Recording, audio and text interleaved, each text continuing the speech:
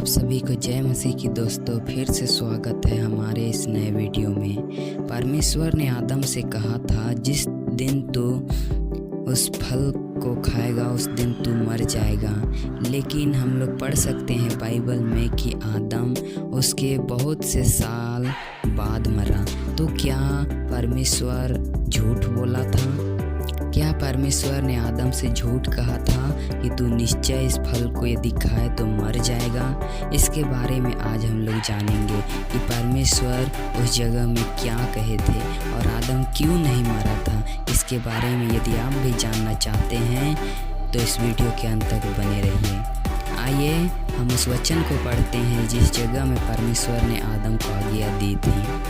उत्पत्ति का किताब उसका 2 अध्याय और उसका 16 और 17 पद। इसमें इस प्रकार लिखा है, और यहोवा परमेश्वर ने आदम को यह आज्ञा दी, तो वाटिका के सब वृक्षों का फल बिना खटके खा सकता है, पर भले या बुरे के ज्ञान का जो वृक्ष है उसका फल तू कभी न खाना, क्योंकि जिस दिन तू उसका फल खाएगा उसी दिन अवश्य ही मर जाएगा।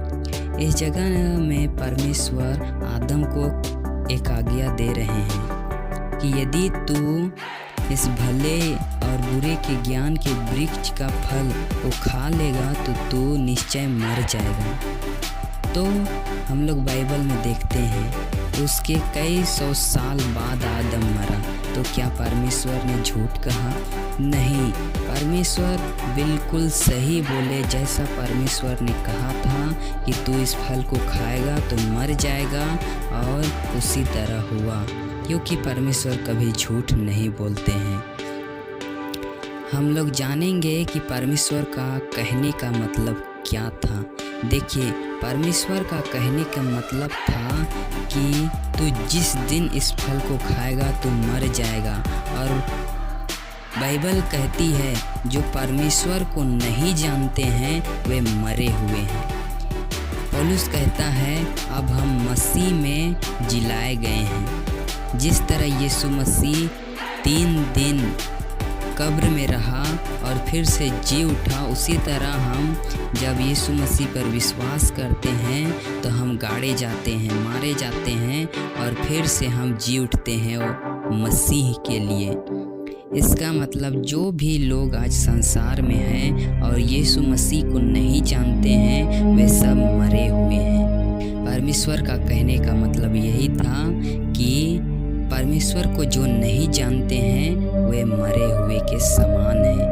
परमेश्वर इस जगह में शारीरिक मृत्यु की बात नहीं कर रहे थे, इस जगह में परमेश्वर आत्मिक मृत्यु की बात कर रहे थे। आइए हम उस जगह में पढ़ते हैं जिस जगह आदम और हवा मर गए। उत्पत्ति का किताब 3 अध्याय और उसका 23 पद। इसमें इस प्रकार लिखा है, इसलिए यहोवा परमेश्वर ने उसको अदन की वाटिका में से निकाल दिया कि वह उस भूमि पर खेती करे जिसमें से वह बनाया गया था। इस जगह जब आदम ने परमेश्वर की आज्ञा ना मानी तो परमेश्वर ने उसे अदन की वाटिका से निकाल दिया। यदि आप पीछे पढ़िएगा तो उस वाटिका में हर दिन परमेश्वर आदम और हवा से मिलने आता था। परमेश्वर की उपस्थिति उस वाटिका में रहती थी। आदम और हवा परमेश्वर की उपस्थिति में जीवन जीते थे। लेकिन जब उन्होंने पाप किया, यानी कि परमेश्वर की आज्ञा को नहीं माना, उस दिन से परमेश्वर ने उन्हें अपनी उपस्थिति से निकाल दिया।